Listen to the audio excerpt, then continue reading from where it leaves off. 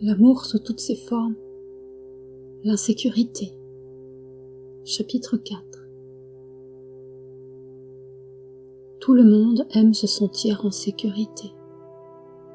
Cela engendre un sentiment de confiance, de sérénité. Mais comment se sentir constamment en sécurité? Et encore plus difficile, comment se sentir en sécurité dans un couple? Alors bien sûr, vous devez impérativement vous sentir en sécurité, d'abord en vous-même, à l'intérieur de votre cœur, dans votre soi supérieur, de votre partie divine. Et seulement ensuite, vous pourrez passer à la suite dans la sécurité de votre couple. Comment vous sentir en sécurité en vous-même? Vous êtes composé de plusieurs éléments, de plusieurs parties qui vous constituent. Toutes ces parties doivent être en harmonie, doivent être reliées à votre partie divine, afin que vous puissiez avoir ce sentiment de sécurité en permanence, qui vous apportera une béatitude, un amour et un détachement face aux difficultés de la vie. Comment relier ces différentes parties de vous-même à votre partie divine? D'abord, prenez conscience de votre divinité, de votre connexion avec moi, Dieu, de votre connexion avec la source. Laissez grandir cette prise de conscience, laissez-la se répandre dans tout votre être, comme de l'eau qui se répand sur un tapis de gazon. Laissez cette eau s'éparpiller dans tout votre corps, dans tout votre esprit, dans toute votre âme, dans tout votre cœur. Puisez constamment de l'énergie divine pour continuer d'alimenter cette source divine, comme si vous laissiez toujours goûter de l'eau sur votre gazon. Car à la longue, l'eau s'évapore, et si vous n'y prenez pas garde, votre gazon va s'assécher, s'il ne reçoit pas régulièrement de la nouvelle eau. Ayez conscience que vous pouvez en permanence recevoir toute l'eau dont vous avez besoin. Ayez la foi, soyez persuadés que c'est vous qui gérez l'arrivée d'eau. Vous seul pouvez décider si vous ouvrez ou fermez le robinet, car la réserve d'eau est inépuisable. Une fois que vous avez compris que cette réserve d'eau est inépuisable, vous pouvez avoir une grande confiance en votre connexion spirituelle, et vous pouvez donc être dans une grande paix, une grande confiance. À ce moment, cette confiance est si grande qu'elle envahit tous vos corps, tout votre corps, tout votre esprit, toute votre âme, tout votre cœur. Et cela va se faire ressentir en vous et autour de vous, dans votre vie de tous les jours, dans votre travail, dans votre vie sentimentale, avec vos amis, avec votre famille, avec votre partenaire. À cet instant, votre tapis gazon est beau vert, en parfaite santé. Et vous savez ouvrir le robinet d'eau exactement comme il faut, pour ne pas non plus inonder le tapis d'eau. Mais sachez que sous le tapis, la terre est perméable. Et si vous arrosez trop votre tapis, l'eau en excès va pénétrer dans le sol et retourner à la terre. Vous n'avez donc aucune crainte à avoir quant à une inondation. Tout est drainé, tout l'excédent va à votre mère la terre, Gaïa. Comment se sentir en sécurité avec votre partenaire?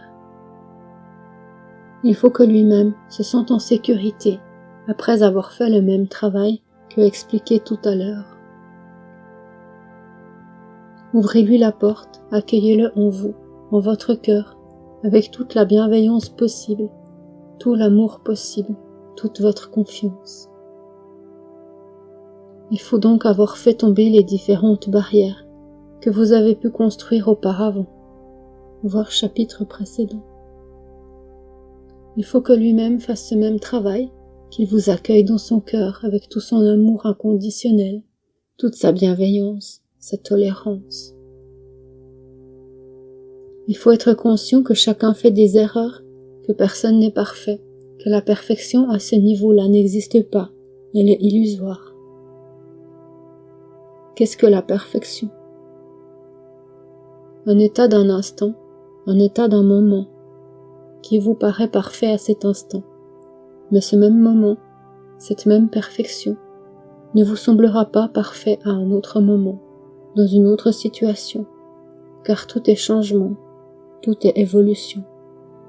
Les faits, les actes, tout comme vos pensées, vos paroles et un instant parfait, ne pourra pas se retrouver identique dans un autre temps, car les conditions pour réunir cet instant parfait ne seront plus les mêmes. De ce fait, chaque moment parfait est imprévisible, inimaginable, impitoyablement bon, unique, impossible à reproduire. Et c'est ce qui en fait sa perfection. Donc, rechercher à retrouver cette perfection ne sert à rien. Cela se fera quand tout se retrouvera dans un parfait alignement, dans un nouvel instant, avec de nouvelles émotions, de nouvelles circonstances. Appréciez donc ce va-et-vient incessant d'émotions, de changements, qui vous apportent des différents moments uniques, et certains vous sembleront plus intenses que d'autres, et cela est normal. Acceptez que l'autre ne peut pas être en permanence parfait, car l'autre vit sa vie, a ses défis à relever au long de la journée, il a rencontré des gens, il a entendu certaines choses, vu certaines choses, ressenti certaines choses, et cela fait partie de lui maintenant, aujourd'hui en cet instant, et cela va influencer sur sa façon d'être avec vous.